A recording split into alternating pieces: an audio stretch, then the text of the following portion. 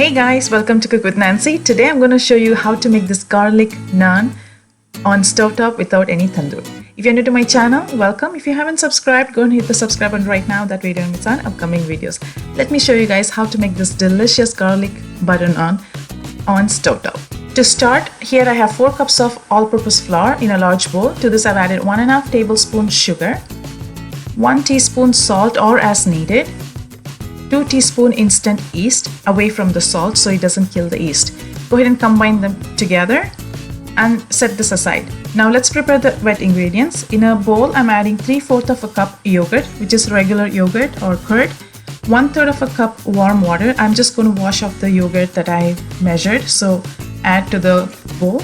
3/4 of a cup warm milk. If you don't want to add milk, you can definitely substitute with the water. Go ahead and combine this together well.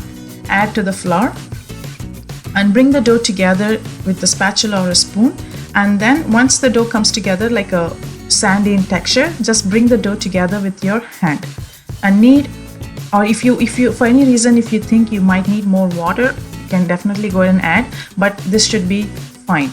And bring the dough together and put this back in the bowl, and with a little bit of oil, and cover this and set it in a warm place until it doubles in size. It might take 40 minutes or 1.5 hours depending on the temperature. Now as you can see, it doubled in size. Just press down a little bit of air and take this into a flat surface, roll it down into a log, and then cut them into equal size dough. Now once you cut them into equal parts, go ahead and roll it into a nice shape, smooth ball, and then you have to cover this while you're working with the other dough, so that way it doesn't dry up. Now I'm going to just cover this with a kitchen towel, and now I'm going to just take one ball and I'm going to show you how to shape it. You can actually shape it into a oval or round, any kind of shape. Basically, it doesn't need to be perfect shape.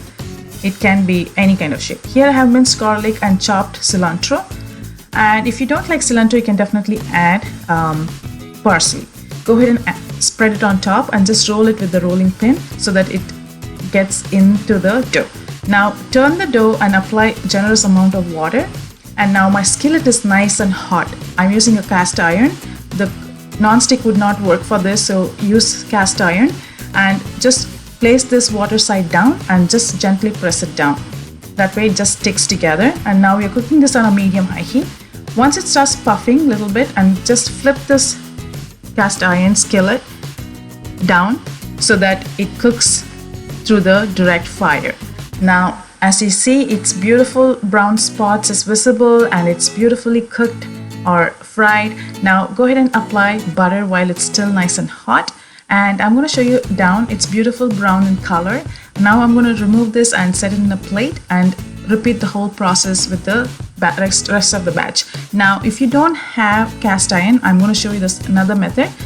Now once you cook the down part, once it starts puffing, remove this and directly place it on the fire on a medium-high heat and cook it until you see this brown spots and it puffs up. And once you know it's nicely baked or cooked, now you can take it and apply the butter. If you don't have either of this, you can also cook this in the oven. Once you finish baking in the oven, just put the broiler and just let it sit for 5 seconds, and then you'll get this beautiful brown spots, and remove it and apply the butter. You can serve this with any type of gravy. I hope you enjoy watching. I will see you soon in my next video. Till then, take care guys. Bye.